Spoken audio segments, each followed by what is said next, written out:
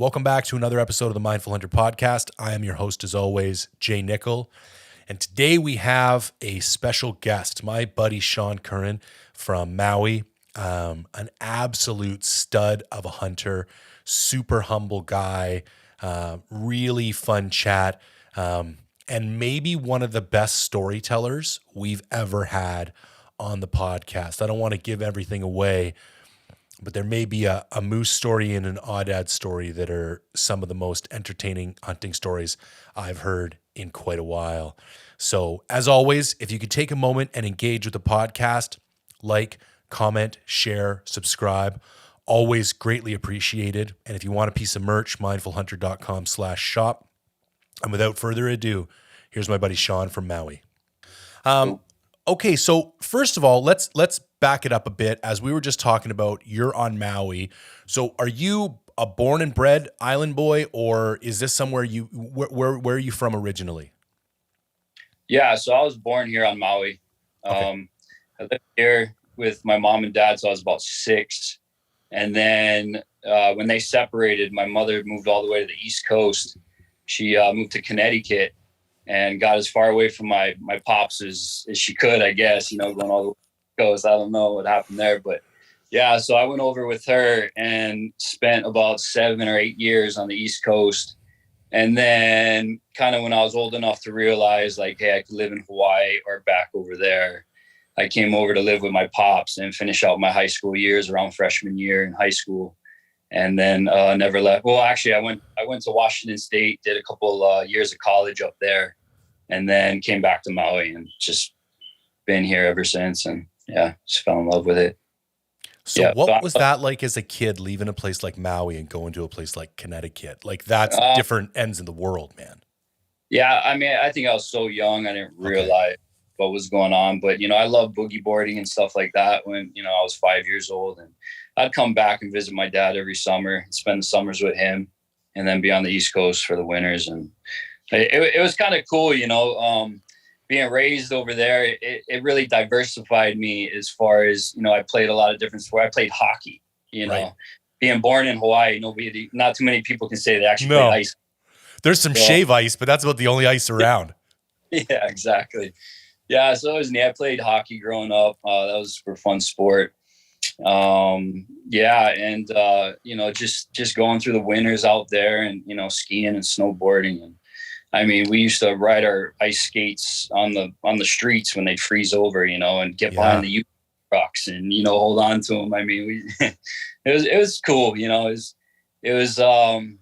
It's definitely well-rounded me, growing up on the East Coast and then coming back to Hawaii where I was born.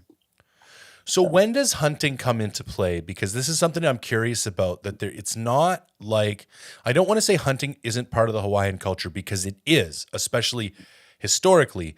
But in the time I've spent on there, it's not something that you would associate with like popular current culture on Hawaii. I feel like there's definitely less people hunting than are hunting, if that makes any sense. So was that something your old man was into, or did you come to that later in life? No, yeah, I got into it more later in life. I had some friends that would run dogs in the jungles and we'd go after pig. I mean, pig was the number one, wild game resource over here. And, the locals and the Hawaiians love the pork and, everything as far as, the kalua pig and putting it in the imu and all that was a big part of the culture over here. So we did a lot of pig hunting in the beginning. And then the deer weren't very popular 20 years ago. There was quite a bit of them, but nowhere near the abundance that there is now, right? And as they started populating and, I'd go out gun hunting with some buddies of mine and then, and then I started eating it, right? It was right after college, I was on my own. I was like, hey, this axis deer is phenomenal eating. It saves me a ton of money from, buying meat from the store. I was like, I could get used to this. I didn't, I was just frying it up in the pan, whatever, just the easiest to eat it. But, when you're young and it didn't matter to me, it was delicious and it saved me money. So I was all about that. And so I got into deer hunting and did that probably for the last 20 years or so. I'm 42 right now. Okay, I'm 43, so we're the same age.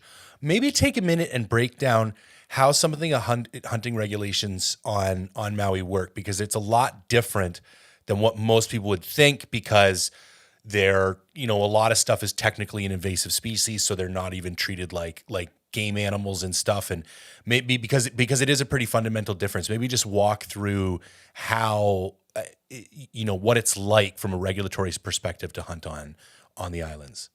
Sure. So I guess the main factors are, you do need a hunting license. I don't know. I think it's like $125 for non-residents or so. And then you don't have tags, but I believe some of the public land over here, you're allowed to shoot. I don't know. I'm just guessing here, but I think it's like 2 deer a day, or maybe 1 pig. We do have pig seasons, which is kind of ridiculous because we have so many pigs out here. They really need to be controlled. We don't have very much public land hunting here on Maui. We have quite a bit of jungle stuff, but that's just for pigs, right? There isn't or really any goats up in there. But as far as good public land hunting, man, it's scarce. You rarely see a deer in these areas. If you do, they get shot right away. We've got quite a bit of goats in those areas and some pigs, but as far as the deer hunting goes on Maui, it's a little frustrating because it's majority private land access you need to gain over here, and it's like pulling teeth and hair to try and get on these places. And we have such an abundance of deer, and they're just spreading like wildfire that it definitely we need more areas opened up for the public or for hunting clubs or places like that to really get us into these problematic areas, because they've basically migrated into our jungles and there's no getting rid of them. I mean, these things are breeding constantly, and they're trying to come up with ideas to manage them, but it's honestly, they need the public's help to control the amount of animals out here. You can hire eradication companies, you can get all the ranchers and the friends involved, but unless you really get more people from the public involved, which is majority of the hunters on the island, you're not going to be able to control these animals. Yeah. Something else that I thought was unique about Maui is, and maybe it's because the land is so sought after, but there's a few like gigantic landholders on that island that have some really key pieces of property. And I don't want to say they're absentee, but they're even people like who aren't even necessarily like ranching it and maybe aren't as tied or as affected to the type of damage. Like, I think if they were actually people living on this private land or working that private land, I think they would be a little bit more incentivized to be a little bit friendlier with the general public land hunter. But because they're these people that probably have more money than God to begin with, it doesn't seem like it's that was my experience on Maui too. Like, everything we did was permission based. Like, I think I was 100% on private land the whole time. Yeah, I believe it. The public land it's tough hunting up here. I mean, it's still fun and beautiful areas, but it's tough. And when you get access to some of these private ranches or these bigger land, shareholders, I mean, you are in for a ton of fun. I mean, there's just animals running around everywhere. So yeah, it's it's a tough subject over here, man. It's something that the community's been pushing. I mean, so here's another aspect of it. We have a lot of state land, right? That isn't even private property, it's state. And, on the mainland, just about majority of the Western states, all their state land or federal land is open to public hunting, right? Well, over here in Hawaii, it's not. It's actually, you can't go and hunt these areas. Really? And it's majority liability purposes, right? That's always is the liability.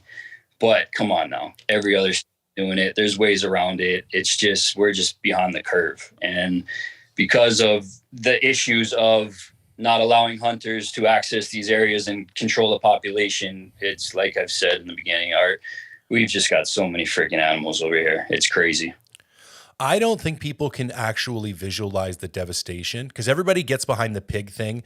You've seen the videos of the pigs and all the damage they do. When I saw, well, you're hunting and then all of a sudden 300 axis deer run by and you're just like, what is, like, you're just, I was like, I don't even know what to say. Like, you could feel the ground move, you know what I mean? And there's just deer everywhere. And then especially when you get into some of these little more jungly section where it's like the closed canopy overhead, and it's just devastation. Like the ground cover is gone. It's ground to sand everywhere. There's like 2 foot deep tracks and like that real, I forget what you call it. It's like the real soft sand that as soon as you drive in, you get stuck. And there's just trails blazed everywhere. And you're looking around and it's like, you'd have a hard time doing this on purpose. You know what I mean? But there's just so many deer over there that they just brutalize those forested areas, man. Goats. Like goats, did you see? Thousands. Yeah. It's crazy. Yeah. So there's that battle between the ranchers because they're trying to, ranch the cattle over here and get them the best feed possible. And then you got the deer and you also have the thousands of goats. I mean, I think there's more goats than deer over here. It is crazy. So, you've got them all competing, and then between the three of them, the amount of erosion, that they cause, pretty mind blowing. And then when we get the heavy rains, it all flows out into the the water, the ocean, and the reefs, and it covers them, and it starts killing off a lot of our reefs. And it's they've got some problems on their hands. If the state had their way, they'd get rid of them all. They'd kill them all if they could, but they just can't. And again, they need the public's help, and hopefully they're coming up with some solutions for that. That'd be cool. What do you think is the general consensus on this Maui Nui thing that Ferris is a part of over there? Is that seen as a good thing, a bad thing? What's the sentiment? Yeah, that's a tough subject as well. Okay. So there is definitely a need for him over here, and on the private lands, of course, right? The private landowners can do whatever they like, whatever they please, hire whoever they want on their hunting. Me personally, I feel like the deer was a gift to the people of Hawaii for, a self-sustainable resource, right? Of food. And I'm more about feeding the community, right? Rather than making a profit off of the deer. I've gone into the ranch headquarters all over, and we actually, a buddy of mine, created a Feed the Hunger program because we've seen every state on the mainland has a Feed the Hunger program through wild game. Well, Hawaii didn't. And I think it took them about 7 or 8 years to get that finalized, which is kind of ridiculous. But so we actually have a Feed the Hunger program where we'll go out into some of these private property areas, and we will, 100% just go out and do all the work for free and donate all the meat to the community or the food bank. And that's awesome, man. They actually love it. But you have the Maui Nui guys, and they also have majority of the private land areas to do that on. So it's a little tough getting us access into these places, but it's all about, and don't get me wrong, they definitely have, more of the, what do you call it? The weaponry and, the more. They're mostly doing like night shooting and stuff, aren't they? Yeah. All night shooting. Even when we do the Feed the Hunger program, it's all night shooting. Okay. But that's one way to do it. But man, these axis deer are so incredibly smart. Like once you start shooting them at night, as soon as you shine that light, man, they know. They're an incredibly smart animal. I heard one time a rancher in Texas, it was all about his whitetails, and he had about, I don't know, a couple hundred axis deer running around, and he shot all of them except for a herd of like 20 or 30 that just stayed in his deepest, darkest part of his ranch that he couldn't get rid of. I mean, they know. Yeah. Fast, man. I don't think people understand. Like man, it's uncanny how they move. Like it's almost supernatural. Yeah. They're smart animals for sure. I compare them to a lot like elk. They're a herd animal.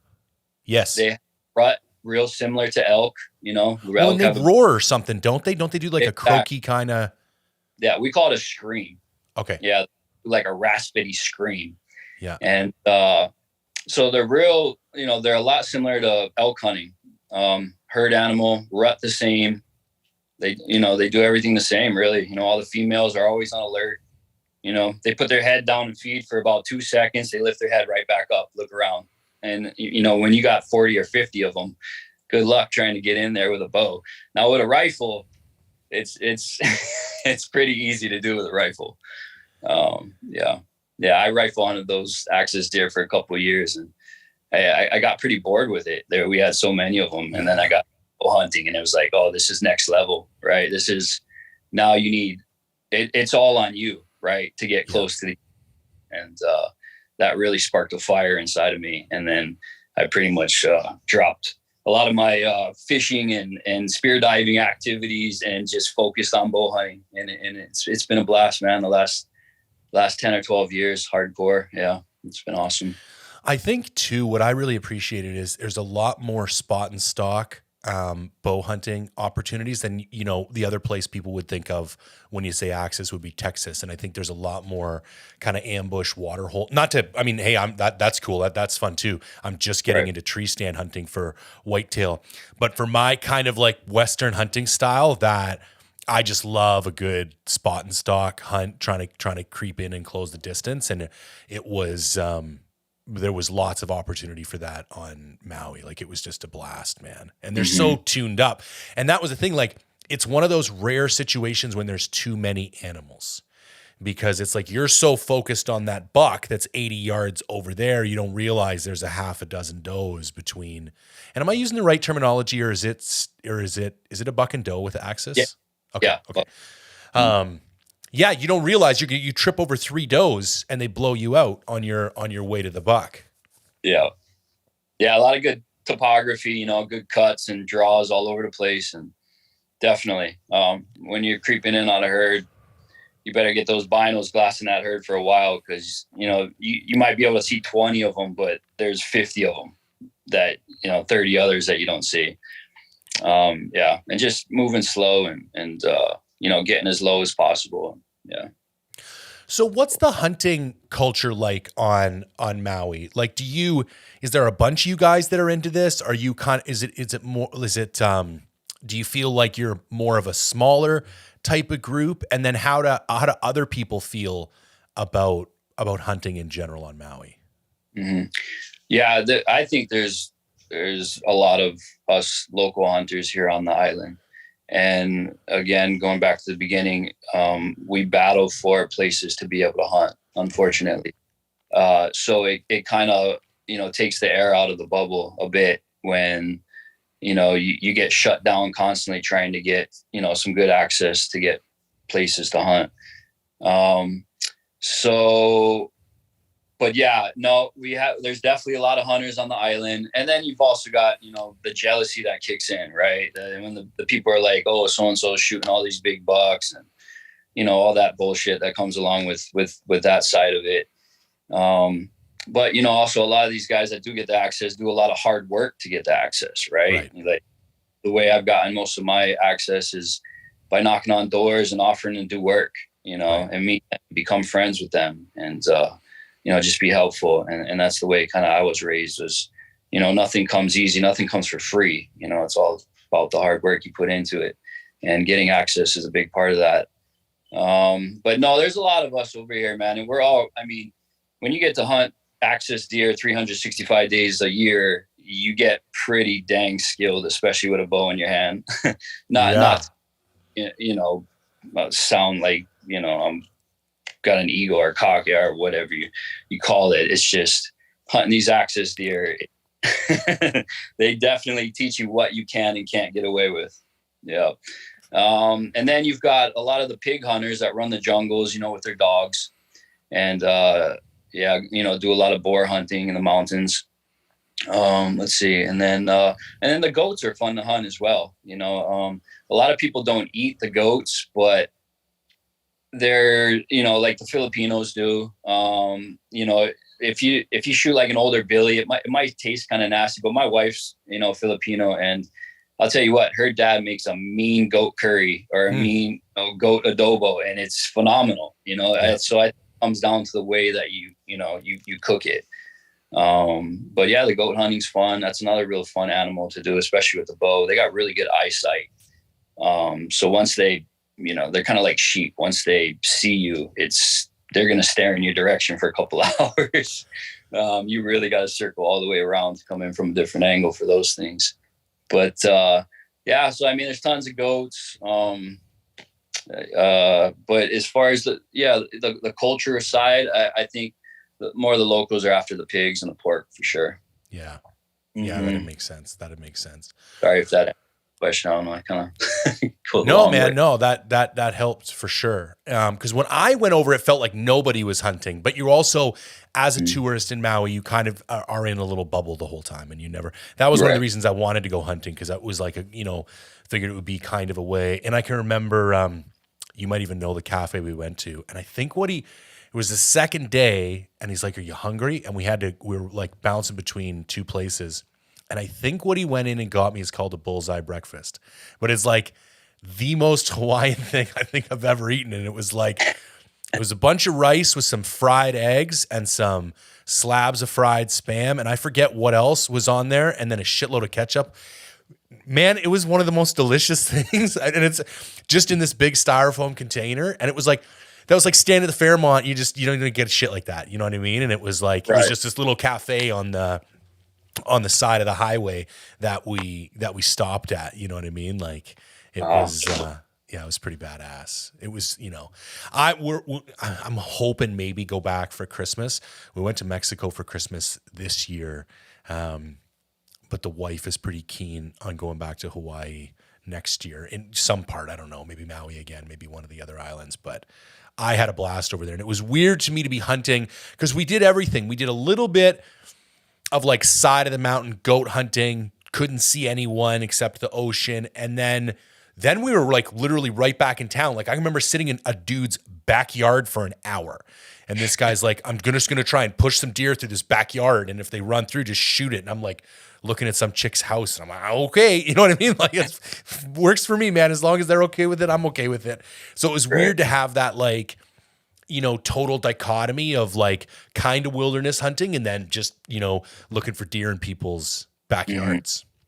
Well, they get so smart. They know where their comfort zones are. And like I told you about that rancher, a lot of these deer get pushed into these smaller landowner areas or, somebody's backyard and they're bedded underneath somebody's tree that never hunts them. And they know exactly where they don't get hunted. Right. Yeah. So you kind of got to hunt, the edge lines of these private property owners and, try to get access to some of these places that they don't allow the hunting because that is exactly where they are. That's why there's such a high, for bow hunting. I think that's why a lot of private landowners are looking for more bow hunters rather than rifle hunters, just because nobody likes gunshots, 100%. out of the right. So, yeah, I think there's a high demand for bow hunters over here for sure. Yeah. So I want to talk more about your hunting, but I think this is actually a perfect segue because one of the things that we talked about a while back, having you on to talk about, is blood tracking. And I think there's a couple things going on. One, the sheer amount of hunting that you get to do and the number of animals that you get to personally take and then participate with other people taken down puts you in a rather unique situation. And then also being in these sensitive areas where you're like close to people's houses and it's kind of even more important. So maybe if we could go on a little tangent right now and talk to me about how you approach blood tracking, and then maybe we'll just get into that from there. Okay. Yeah. So let's go from a bow hunting standpoint, because that's kind of my forte and what I've done mostly in the last 10 years. You release the arrow and, the first thing you always want to do is try and watch the direction the animal runs, because a lot of the times you release the arrow and then who knows where you're looking and what's going on. Right. So always try to remember that the direction it ran, and then, get over there. Of course, look for your arrow. If you can't find your arrow, which you usually don't most of the time, the ground's so thick and cover, or, it's still an animal or whatever the case, then, I would say within the first 10 yards, you should find some blood, right? So you really got to scour that area that you shot the animal the hardest, okay? And if you can't find blood, then you start going in the direction the animal went, of course. But what really helps me is I really get down on my hands and knees like a freaking bloodhound. You know what I mean? I get close to that foliage and I start crawling in the direction where I think that animal went if I haven't found blood. Or if I have found blood and it starts trickling out to where there's a very minimal trail, I get on my hands and knees and I get up close and personal with that blood trail. And that is one way that I can really focus on which direction that animal, goes. That's a huge part of it. Also, where do you hit the animal, right? If you hit this animal, I've had, I don't want to say that I've wounded a ton of animals, but I've definitely wounded my share. I'm not proud of it by any means. It just happens. These things freaking flexes are. I think more so too with those axis, man, the speed with which they move, like you can have the best intentions in the world. And when an animal's capable of ducking, 12 to 16 inches in the blink of an eye, like shit happens, man. Like there's nothing you can do about it. It really isn't. I mean, I try to shoot the quietest setup I possibly can. Right. That definitely helps. Okay. So talk about that, for instance. Let's take a little pause there because I think different people have different approaches to like why they choose the tackle they choose. So what do you think contributes to the quietness of your setup? Like what kinds of things are you looking at? Sure. Yeah. As far as bow wise goes, the shot breaking, I've had some bows just have like a loud twang or twack or whatever the case that is. And you can only do so much to quiet it up. Right. But, putting string dampeners on there, putting stabilizers on there, all that stuff helps with the vibration of the bow, which will help with the noise. So the start of it is, the sound that comes off the string hitting the bow. So if you can get that as quiet as possible, and you'll be in good shape. And then the sound of the arrow flying through the air, right? Definitely do your research on fletchings and try to get, accuracy is important, but also the sound. And it depends what animal you're hunting, right? Let's just talk about our axis deer that, again, they're one of the skittiest animals in the world. They hear that thing coming from as soon as you release that arrow. So, do your research on the fletchings and the vanes and try to get the quietest one possible. That also shoots the most accurate you can. What do you like for vanes? I run the AAEs. Yeah. The else. Yep. Yeah, I've been running a long time. They've got a little bit of a hum to them, but I think the blazers are a lot louder. I shot those for many years. And we could go down the rabbit hole of other ones, but yeah, I shoot the Max Stealths. I like those. The only switch I've made in the last couple of years is moving over to the hybrid, just because I find them a little less finicky to glue on, and you don't got to mess around with the primer pen. But it's essentially the exact same profile and basically the same stiffness of. And are you a 3-fletch or 4-fletch guy? I'm a 3-fletch with those. Okay. If they're more aerodynamic, I'd probably run a 4. It definitely rolls it a little better. And we got a lot of wind over here. So I like to shoot a real micro diameter arrow too. Yep. With less wind drift and all that. Yeah. And then as far as, fixed blades and mechanicals, it really depends. For axis deer, I like mechanicals. They fly quieter, seems like, right? Like aerodynamic. And but you also can't reuse them as much as a fixed blade. Yep, for sure. Playing over here, it is nice to constantly, just sharpen that fixed blade back up. Any mechanical in particular that you like? I run the Grim Reaper Pro Series. It's done pretty well, and it's actually one of the only mechanical broadheads that I've been able to constantly reuse as long as you take it apart, clean it up real good. I ran rages for a while, but it seems like you can't really reuse those. They pretty much break. A lot are bend, it's where they're not reusable. You can replace blades and stuff, but no, the Grim Reapers have been solid for me. I've been running, and then they've also got a micro diameter fixed blade. It's called the Micro Hade, and that's geez, I shot a pretty giant moose up in Alaska with that head, and it passed through the thing. So, yeah, that's wild. Yeah, I've been pretty happy with them. Yeah. And then how about like overall weight? You a heavy arrow guy, extreme FOC kind of guy? What's your setup like? Sure. So for the axis deer, they got a pretty thin hide. Yeah. So you don't much up front, right? To blow those things. So I'll probably put about 20 grains or so grams inside the front of my arrow. Instead of running a 125 broadhead, which it's just harder to find broad 125 grain, right? Yep. So so I'll run, just 20 up front, 20 or 40. And then if I go elk hunting or something like that, I might put 40 or 60 up front. Right. And, that's about it. Yeah. Okay. A little bit heavy front for the thicker hided animals.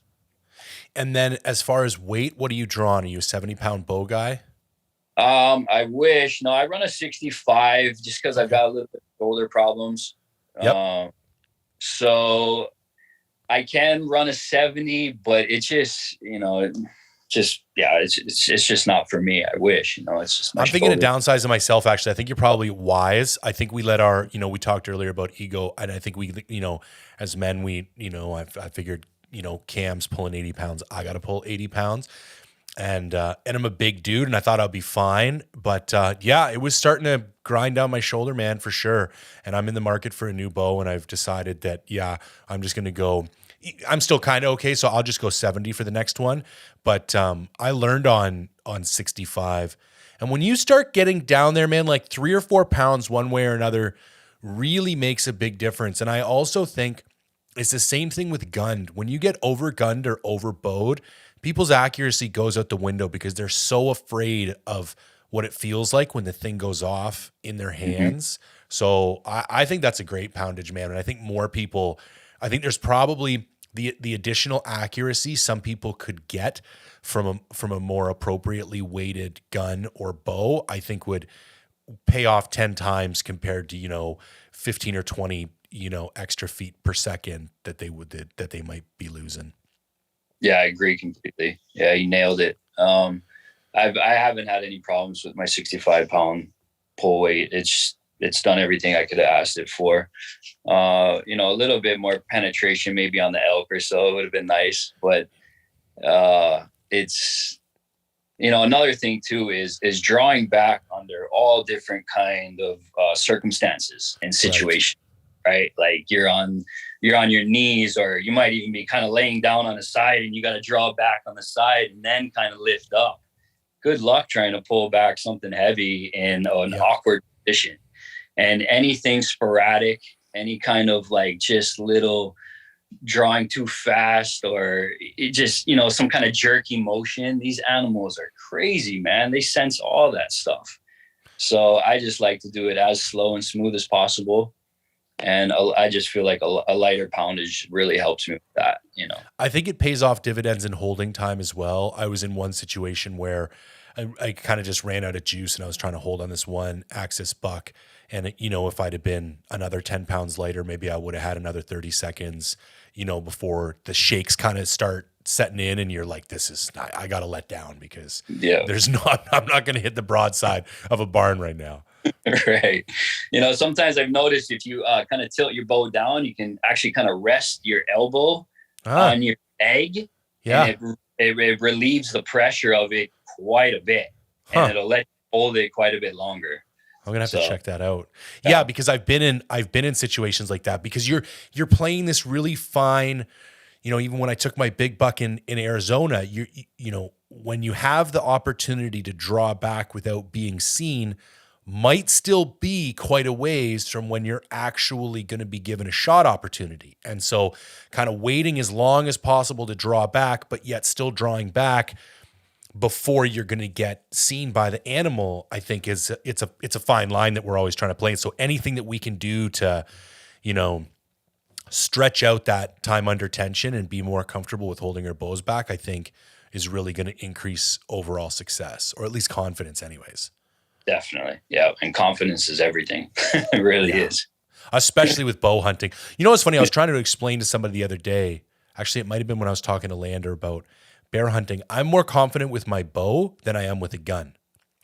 Because just if I look at all the times I've been hunting and all the times I've either pulled a trigger or loosed an arrow, statistically speaking, when my arrows hit animals, they die and I find them. And then in the few times I've had weird things happen, and I think I feel so disconnected with the rifle. Like I'm 300 yards over here, I'm looking at it through a scope. You pull the trigger, there's smoke, the gun recoils, and it's like I don't know what happened. Whereas like with the bow, I can feel when that arrow connects, you know what I mean? And you can normally tell. I'm like, oh, that was a rib. I went right through, and I don't know. And then once that gets into your head, when I pull back, I just feel good. Like this thing's gonna die today. Whereas with the rifle, there's still a little bit of me that like, there's 10 or 15% here where it's like, I don't know, man, I'm going to do everything I can do, but I just don't have that same level of deep confidence that I do.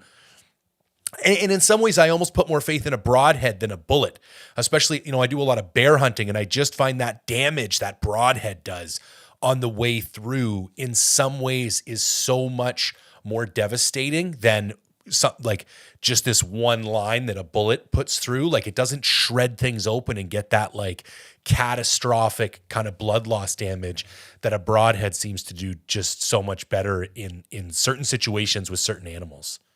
Yeah. Makes sense. It's more of a part of you, I think, you know, with the bow for sure. It's far more intimate. That's what I try and describe to people. Like it doesn't feel the same to me. I mean, I enjoy rifle hunting and I find it rewarding and it's still very challenging and I will never give it up. But there's an intimacy with archery that I just don't see how you could replicate with a rifle because you're just simply not as connected to the animal. Like you're just maybe if you get down into like a muzzle loader or something like a traditional firearm, or like, you know, I was listening to that Meteor episode where they're doing the flintlock shit, you know, like then now we're back in an area where I think the intimacy would be comparable to archery. Yeah, true. Definitely. So the other thing I find really impressive about you, like, I think I'm pretty lucky and get to like get around and do some trips, but like you get around, bro. You know what I mean? You get some hunts in. So when did you start heading off island to do, you know, I'd like to get into telling some of the stories, to do some of like the more bigger kind of travel hunts that you've kind of been into since I've been following you for the last few years. Yeah. I've always kind of been real adventurous, even in my earlier years of, you know, taking, like, I did a lot of shoreline fishing, and we would, you know, we load up our kayaks and go down to some of the most remote areas on the island, you know, launching out of a bay that, you know, and landing on these points that nobody's ever been to or ever fished from. So I always liked taking it to the next level. And, you know, of course, it was always more plentiful, right? The catches and yep. Experience and the adventure and everything was just more filling for me. So the hunting over here in Hawaii was great, you know, for the first, I don't know, half dozen years or so. And then I just wanted to step it up a notch. And of course I was watching hunting shows like every single day, you know, and seeing massive elk and moose and everything else, you know, red stags in New Zealand and all that. And I was just like chomping at the bits, like, man, I want to go do these hunts. And I started saving up money. And then every year since, just been going on these adventure hunts, met quite a few really, really good people in the industry that kind of took me under their wings, and shared camp in a few of these spots, you know, Montana and Alaska and New Zealand and those sorts of places.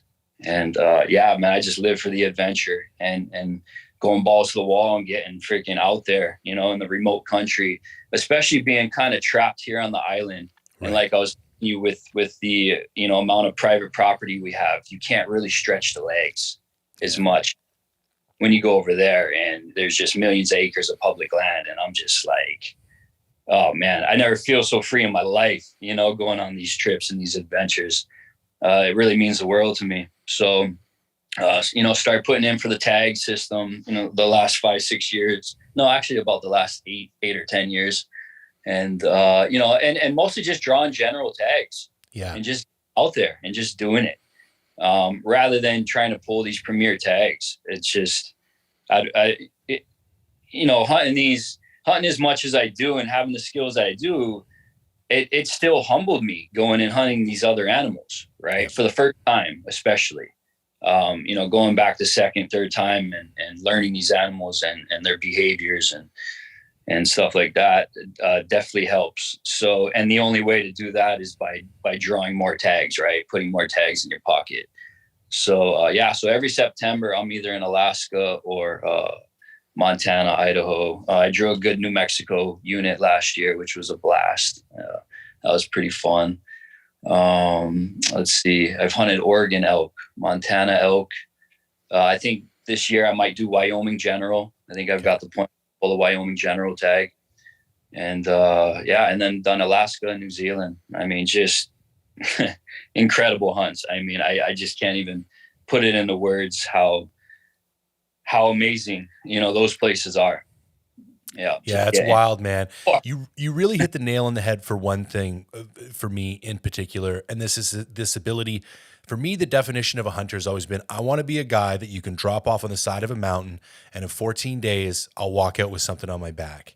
And it can be a mountain I've never been to with an animal I've never hunted, and I'm nowhere near there. That's my North Star. That's where I'm headed. And when I look around and see how some other people approach hunting, I can't help but feel like that gets lost on some people because it's more about the success. And hearing you say that humility of going to those places for the first time, like I can't imagine just doing the same stuff over and over and over again. And I think there's a place in your year for some of that. But for me, those like pinnacle moments are those, you know, the places where I've never been before. You got to figure it out on your own. I don't have any problem with guided hunts, but again, it's the same thing as we were talking about archery, that sense of satisfaction of going someplace and being able to figure it out by yourself or with a couple buddies, you know, and maybe you got some hints from some locals. That's cool too. But like, there's just very few things in life that are as rewarding, and very few times where I've felt so self-sufficient. Like there's just a purity to it, especially because it's food and it's another animal, and you know, yeah, that's what it's all about for me, man. Like if I could narrow it down and only do one type of hunting for the rest of my life, I'm not even a species guy. Like I'd be happy to go. I don't even, not that I don't care, but like mule deer, sheep, elk, I don't care. It's more about like the adventure. And then the animal is like okay, it's an elk adventure, or, it's a sheep adventure. I really don't care. Yeah. Yeah. I'm with you there. It's funny. I had an old uncle one time over here tell me, you know, in the beginning stages, it's like you go out there and you try to catch as many as possible, right? As many animals, as many fish as possible. And then you grow out of that and it's all about catching the biggest, right? You're out there trying to shoot the biggest animals as possible. Well, once you get past that, the next thing is you're going out there for the adventure and for the experience, just to get away. And I feel like I'm almost to that tier. You know what I mean? Like I'm all about the adventure now, man. I've got some animals under my belt, and yeah, that's not what's most important to me. It's about, you know, just being out there and feeling the freedom and the fresh air and sharing camps with good buddies and having a blast. And no matter who kills or who shoots something, just everything that you can wrap your head around that, you know. That's what means most. Tell me the story of it was a moose, right? In Alaska, the last minute moose, when you guys were waiting to get, I remember following along, and this was wild what happened, but share that story for me. Okay. Yeah. So I've got some good buddies in Alaska, and basically, we went out there and I got flown in with a buddy of mine, and he was the pilot, and we shared camp. And the second day we were in base camp, hunting around base camp for a few days, didn't get much luck, and then we jumped in the Cub and we went deep, and we landed on a gravel bar. And the next morning, I arrowed a pretty giant bull. And it took him 2 trips to shuttle the meat back. Wow. And then he came to pick me up, and we had about 2 hours before dark, and we're heading back down to base camp. And we buzzed, a bunch of moose heading back down, but then we buzzed this one moose in general, and it was just a freak of nature. Like, my buddy's been flying for 25 years, and he's never seen anything like it. So we circled it, and there just so happened to be a gravel bar 400, 500 yards away from it, and we landed the Cub. And there's about an hour left of light. We get out of the Cub, and it's standing on top of this riverbank with his massive horns, looking at us about 400 yards away. We grab the binos, and we put them up to our face, and he looks at me. He's like, I've only seen one other moose that might compare to that in 25 years of flying up here. And he's like, we're going after that moose in the morning. And he was going to use my bow. He didn't even have a weapon, but we got the same draw length and stuff. So he's like, I'll use your bow. I'm like, perfect. So we set up the camp. That next morning, we get up early, and we hike around that mountain in that thick bush literally for 12 hours. I mean, all day, calling and raking and scraping and trying to just find wherever we called him the stag bull, because he just had all this junk and trash and kickers hanging off him. I mean, it was just a crazy ass moose. And so we had no luck. I mean, we went like 3 miles, 4 miles deep in this thick country. I'm looking at my buddy like, how the fuck are we gonna pack this thing out of here? Like, that's not even possible. He's like, we'll figure it out. I'm like, we'll figure it out. You know what I mean? Like, we were pretty deep trying to find this thing. And so no luck. So we got back to camp about 4 p.m. with a few hours of light left. And he had his buddy Linwood fly up to meet us that had a friend, Jim from Minnesota. And it was Jim's first time moose hunting, along with my first time moose hunting. So Linwood came and dropped in the gravel bar by where we were camped out. And, he just basically brought Jim up there, going to a different spot. But, we seen quite a few moose and had that big one around that zone. We figured, hey, let's share camp for the night, and then they'll be off on their way if we don't see anything the next day. And going back to Jim's story, so my buddy Stevie's dad was a bush pilot instructor, and he trained this guy Linwood, and he trained Jim how to fly, and because Jim was a pilot as well. And he promised to take Jim up moose hunting, but unfortunately Steve's dad passed away in a freak accident like a couple years back. Shit. Linwood, being the kind of guy he was, he offered to take Jim on that moose hunt that Steve's dad promised to take him on. Okay. So that's how Jim in the picture. And so the next morning we wake up super early, and Linwood's crawling out of his plane, and me and Stevie are getting out of the tent. And Stevie goes, he walks in about 50 yards to drop a deuce. And as he's dropping a deuce, he hears 2 freaking bulls clashing horns, like literally a couple hundred yards away. And he runs back, and he's like, where's your bow? I hear some moose fighting. And I'm like, it's right here. And he's like, I got some moose right up here a few hundred yards away. And Jim was still in the tent, passed out. We didn't even wake him up. And Linwood grabs his rifle, and he goes around the island of the gravel bar where in the middle of the trees, I think the bulls were fighting. And me and Stevie start working our way in with the bow and calling and grunting. And well, what ended up happening was, I think they heard us in the gravel bar, and they kind of blew out the back door where Linwood was set up with a rifle, and Linwood got a shot, and we heard the shot crack off, and he dropped the bull on. It was about 55, 56 inch bull. And he was stoked. I mean, he's got tons of dogs. He's got meat for the winter. He's an Iditarod racer. I guess he's the second oldest guy in the Iditarod. racing. He's been racing that for 30, 40 years or something. That's So he had crazy. moved to the winner. He didn't care the size as long as it was legal. Yeah. So he got pulled down, and then it's back to packing it out, which wasn't very far to the strip, and then Stevie and Linwood shuttling the meat back. Okay, well, this is where the story gets good. So me and Jim are packing up the leftover stuff. I like how we already have 2 moose down, and we've been in several calling situations, and now the story is about to get good. Right. Yeah, I could have gotten more into detail about my moose as well, but maybe another day. So me and Jim are sitting by the fire, and we just got done packing up the last of the tents and the last of the gear, and those guys are shuttling the last of the moose meat of Linwood's moose back down to base camp, and they're heading back up, and we're just shooting the shit, talking story by the fire, just enjoying ourselves, right? And the next thing we know is we hear this branch snap, and it sounded like it came from about a couple 100 yards away, not very far, down over the river bank, down towards one of the sloughs, right? The rivers have all these sloughs that cut back and go deep into the bush or whatever.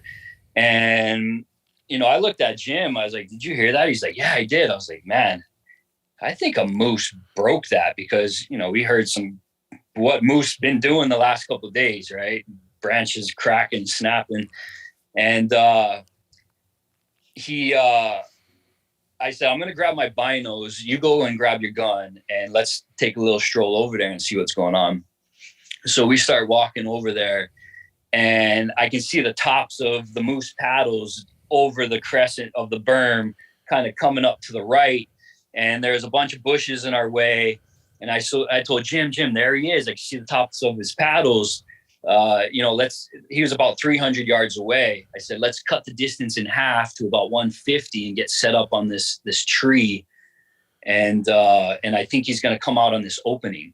So me and Jim, got down low, and we made our way to the tree, and I got Jim set up on the branch, and I see the moose cutting across through the thick bushes. And I said, look, he's about to hit this opening right here. Let me glass him up, make sure he's a legal bull. And if he's the bull you want to take him. And sure enough, that moose popped out, dude. And he was the stag bull that me and Stevie were at for. I mean, just the biggest, gnarly, nastiest thing coming off his head you've ever seen. And I look at Jim, and I'm like, Jim, it's the freaking freak bull that we were after. Dude, take him if you can. And right after I said take him, dude, he pumped one round in him, and the bull spun a 180. And I said, dude, hit him again if you can. As long as he's still standing. And he shot him again and dropped him in his tracks. And that bull went down, and we're like high-fiving. And Jim has no idea what he's just done. Yeah. No freaking idea. So we walk over there, and we're like little kids just high-fiving and all giddy and just, oh man. So we walked up on that thing, and it was like, I had no idea, right? It's a dinosaur, man. Like your brain doesn't even comprehend. Like, it would be so gigantic. Right. And so we walk up on that thing, and he's just like, holy cow. And he's like, what are we going to do? And I'm like, well, what we're going to do is we're going to wait for these guys to get back, and we're going to pull a little prank on them.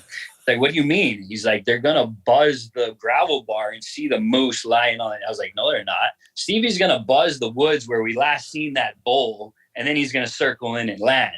And sure as shit, him and Linwood go and buzz the forest where we last seen the stag bull, the couple of days before. And then he lands. And we came up with this story like, hey, guys, before we leave, we only had about 2 hours before dark to make it back to base. It was about an hour flight. I was like, before we leave, we got to show you this weird skull we found down by the river. And they're like, oh, man, okay, but we got to get going. We're running low on light. I was like, yeah, just real quick. There's this strange skull down here by the river. I want you guys to check out. He's like, it's probably a chupacabra or whatever those freaking things are like that. So we're just walking down, happy, just having a good time. And then, yeah, I documented it all on my Instagram, man. The story mode is pretty funny. But yeah, Stevie caught it out of the corner of his eye, and he was just like, what the F? Oh, my God. Shot it. And he was so happy for Jim, because the whole story, with his old man, supposed to take hunting, and the way it was just all meant to be. I really felt that, inside, and I felt like his old man was looking over us the whole entire hunt, and it was an incredible experience to be a part of. And yeah, when we went down there and we're just, all of our jaws were just, freaking dropped, and checking it out, and had all this trash and kickers coming off it. We ended up getting it measured, and it went number 6 in the world with a gun. What? Yeah. Yeah. Holy shit. Yeah, the thing was just insane. I mean, yeah, go on my Instagram at Missions Hawaii and check out some of the pictures of that thing. I mean, the trash. So yeah, we spent another cool thing. We spent all night, cutting it up, packing it back to the runway.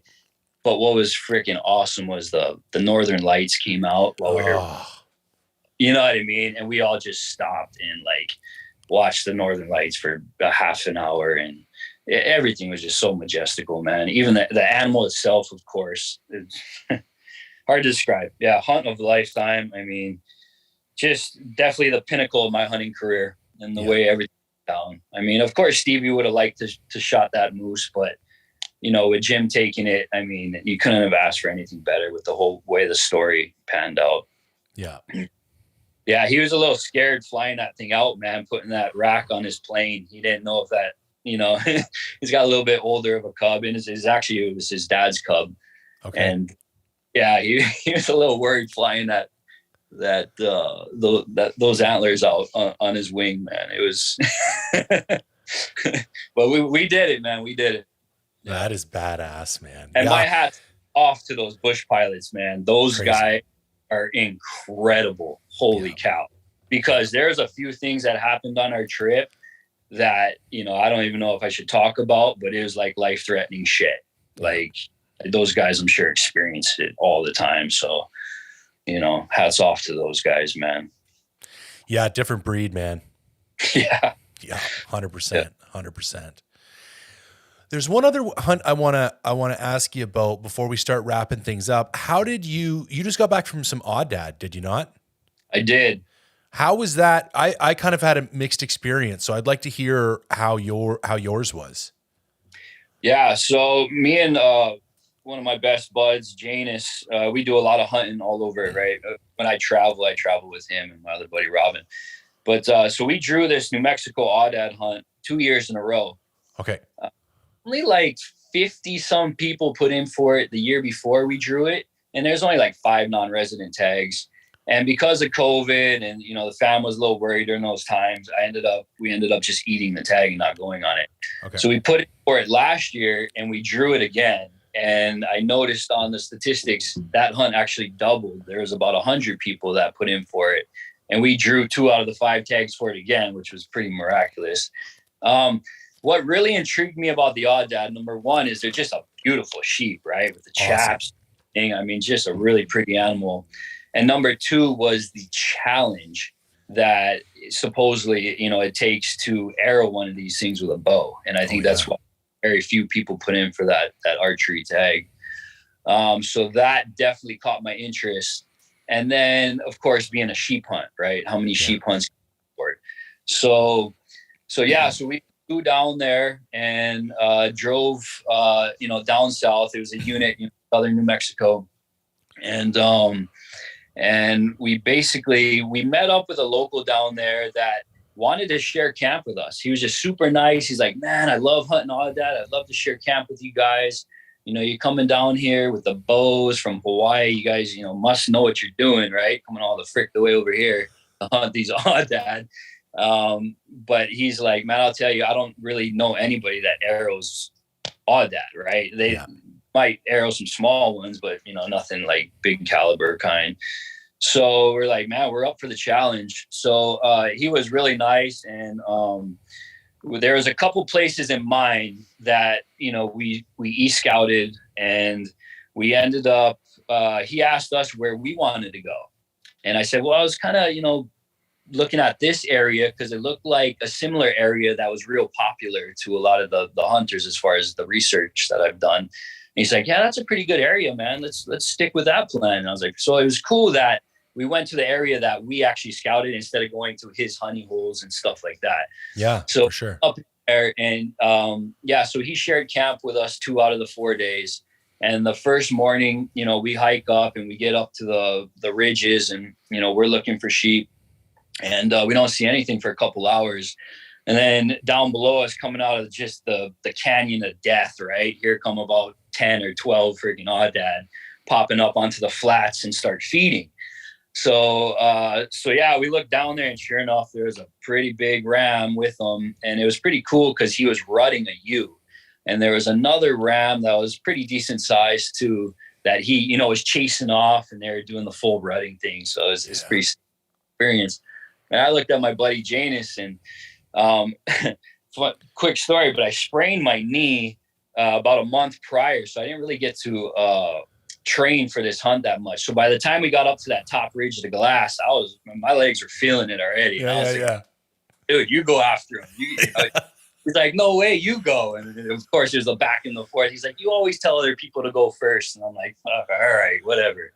So I dropped down in there after him, and I got into like a riverbed and watched the last sheep kind of crest over this hill. And I just snuck up underneath them real quiet. As quiet as I could be, because it's like walking on glass and that shit, right? All that. Yeah. It's brutal.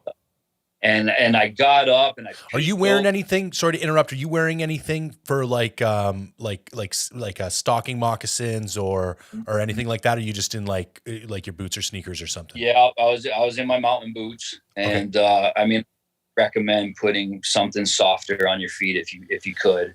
I've had really good luck with those kind of fleece. I forget what they're called. Sneak Techs. And they're basically like a 2-inch Burberry fleece sole that have these like little bungee cords. And the reason I like them is you pull them right on over your hunting boots. And you know what it's like? There's so many stickers and shit down there. It's like you're not stocking in your socks. Like it's not happening. But when I go to Arizona, I use those Sneak Tech things. You can buy them on Amazon for $50-$60. Perfect. And what I like about them, because it's all that lava rock, no matter how soft you walk, it's like it's the worst. And it seems to be because the fleece part is bigger than your boot. It almost like it muffles all that noise. But anyways, I've had really good luck with those if you're ever looking for something to pick up. I am looking for pick up. Definitely. I'll take a look at those.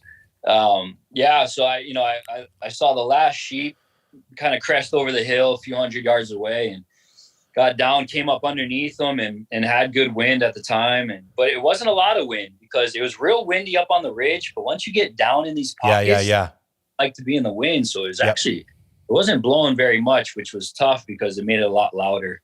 Yes. It's just as slow as possible, watching every step I took and getting up there and peeking over. And I think I caught a horn at about 40 yards. Okay. And I'm like, shit, they're right here. I'm like, okay. Now I just freeze, and I'm like, I know this ram is rutting, and he's zigzagging, he's going crazy all around, all over the place. I'm just going to freeze. I'm not even going to move anymore because I don't want them to catch me. Yep. So I knew where one ram was, and then I started, there's another sheep, and I saw about 4 out of the 10. Like, they're right here. But the problem was there's a ton of that cholla cactus. Yep. They're cholla cactus fields. So like I had 2 small windows to shoot through. Yep. They're about dinner plate size windows. And I'm like, oh Jesus, this sucks. I don't have much lanes to shoot through. So I just watched them, and I waited about 30, 45 minutes. And then finally the ram went and checked his ewe, and he stopped in one of those windows I had and barely creeped over, slid over, drew back my bow, and he was quartering away. And I let the arrow fly, and I clipped the cactus right before him. And I'm like, oh my God, you just blew it on a freaking big ram. And so what ended up happening was the ram ran down about 20 yards, and I ranged him. He was at 55, just about to drop into this canyon of hell. And and I'm like trying to knock another arrow and figure out where my shooting lane was. And I drew back, and as soon as I drew back, he launches over he goes down into this. And I'm like, man, what just happened? Did I just blow that? Oh my God. And sure enough, all the other sheep, as soon as the last sheep went down into the canyon, I bolted to that ledge he was standing on and looked down trying to find him.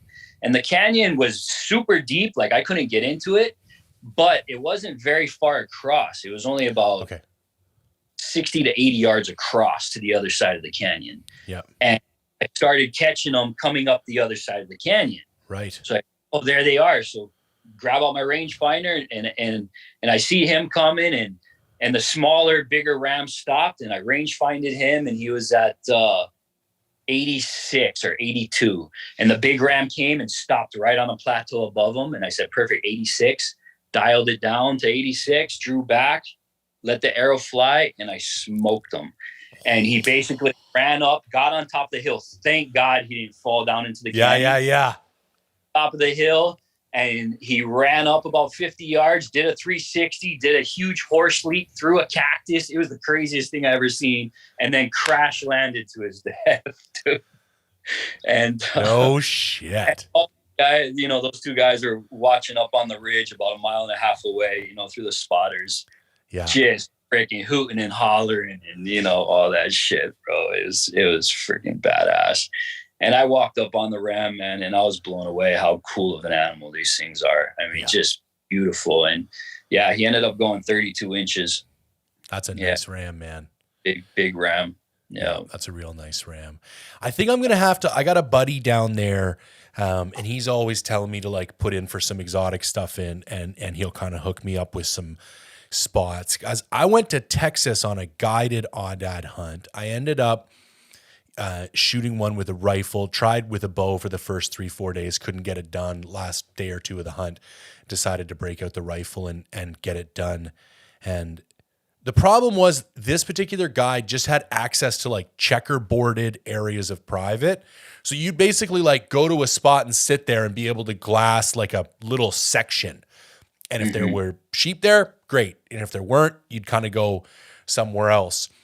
And the next time I go for Aoudad, I do want that more open expanse because it's like I want the ability to kind of do what you did is like get on them and then work them and like follow them and spot and stalk and that more like big open kind of terrain. The other thing that the guide screwed me on my Euro. It's like 4 years ago and he's never sent it. And I actually, after 3 years of not picking up the phone, he picks up the phone like a month ago. And I'm like, hey. And he's like, hi. And I'm like, yeah, the fuck's my skull? It's like, and we had like a pretty nice conversation because I was like, I'm not going to be a dick because he's in Texas and he'll just hang up the phone. So I was like trying to play the nice. Oh, I'm sure you just, you must have set it aside, whatever. And he's like, oh yeah, no problem. We'll get it to you. And yeah, it's been another month and I haven't. Oh man. Shit. And it's like, dude, those things are a dime a dozen down there. Like, go shoot another one. I don't care. I just want like a souvenir of the Aoudad that I shot. I wouldn't even recognize if it was a different one. Like, yeah, it was pretty funny, but what a weird thing to like, all you had to do was drop it off at the taxidermist. Do you know what I mean? Like, what a weird thing to not do. Like, it wasn't even like a big mount that you're going to keep, or it's like a $200 Euro. And that was the other thing that I thought Aoudad in particular, because I love the way my goat Euro from Maui, like it's just like demon looking skull, right? And that's why I wanted, somebody's like, oh, are you going to mount the Aoudad? I'm like, no, I'm not going to mount it. I just want the skull with like the big slayer horns coming off the back. I just thought that looked badass. Yeah, I was contemplating too, Euroing it, but man, with the chaps and all that stuff coming off it, I'm like, I got to put this thing on a rock with the front legs. I mean, it's just too animal not to. Especially one, of that caliber, like it was a pretty big ram. That's the thing. If I'd shot anything anywhere close to what you did, I'm sure I would have felt the same way. Like this deer back here is the only thing I've ever had shoulder mounted, and he's a 33-inch spread. And when I was like, yeah, I'm just going to get him a Euro, my buddy Chad, who was guiding me down there, looks at me like, I will shoot you. I will shoot you right now. He's like, that deer gets mounted. And I'm like, okay, understood. And it did kind of like create this, like this perception or this understanding that animals of a certain caliber get, and maybe it's right, maybe it's wrong, I don't know, but animals of a certain caliber get a certain amount of respect.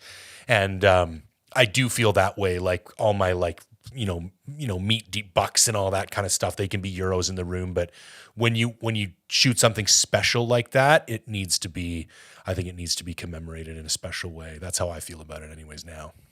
Yeah, I feel this definitely. Yeah. And then 2 days later, our buddy took off, so he wasn't with us, but same thing. We went up on that ridge and looked for sheep. And I'd say in 4 days, we probably only seen about 6 or 7 herds of sheep. So there wasn't a ton of them. Yeah. Right. But, and then trying to find them in a stockable spot. That was.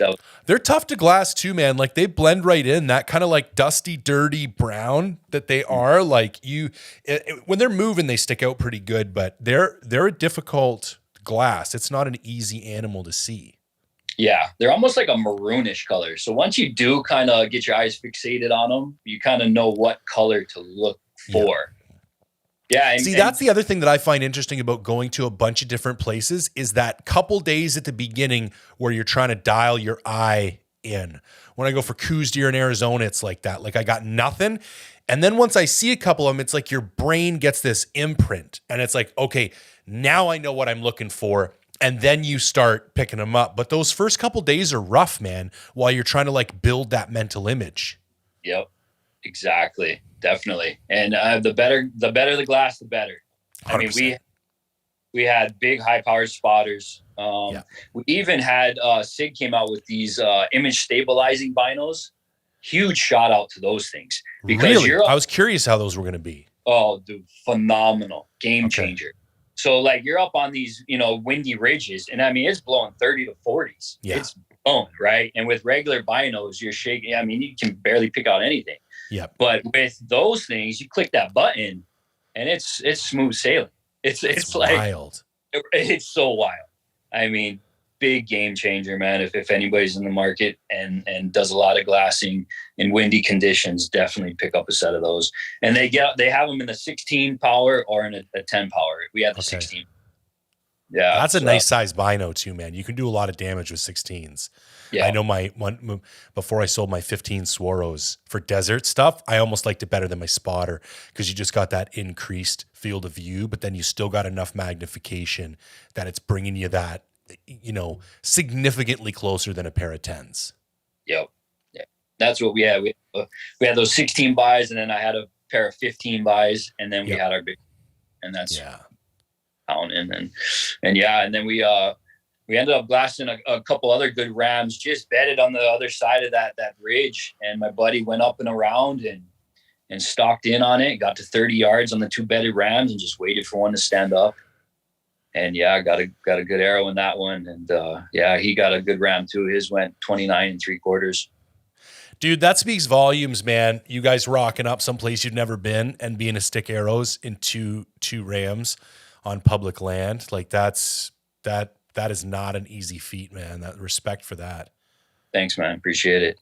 Yeah, it was a fun hunt. It was everything we could have asked for in the sheep hunt, just the deserts, the cliffs, everything they live in. And it was badass, man. We had a blast.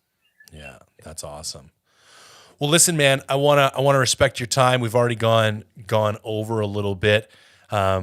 Thank you for coming on today, man. We'll definitely have to get you back on. I knew it was going to be a blast getting you on because I love the stories. Like you always do such a good job, both with the Aoudad specifically. I'm glad we hit those two up because you did. I felt like I was right there with you on both those hunts as they were kind of unfolding. So I appreciate you taking the time. I'll make sure to stick your Instagram and anything else you want me to in the show notes. Anything else you want to add or say as we wrap things up? Not really, man. Just to the people out there, just put tags in your pocket, get out. That's what's going to make you a better hunter. Not waiting to draw these hard to get tags. And it's time of field. It really is. I've got some buddies that are pretty high, really, really good hunters. And I don't really consider myself like, at their caliber or anything, but they do. They see what I have inside myself. And it's just from being, hunting as much as I do. It really is. It comes down to time of field. So everything that you learn from that. So just get in the woods, man, and enjoy it. Don't get fixated on having to kill something. Yeah, I love it. That's a perfect way to sign off, man. It's perfect. And the funny thing is, when you take your mind off of it and you just start doing that, that's when you start stacking shit up. That's the funny part about it. Right. Definitely. Yeah. Thanks, Jay. I appreciate you, man. That was fun. My pleasure, brother. We'll talk soon. Have a good one, man.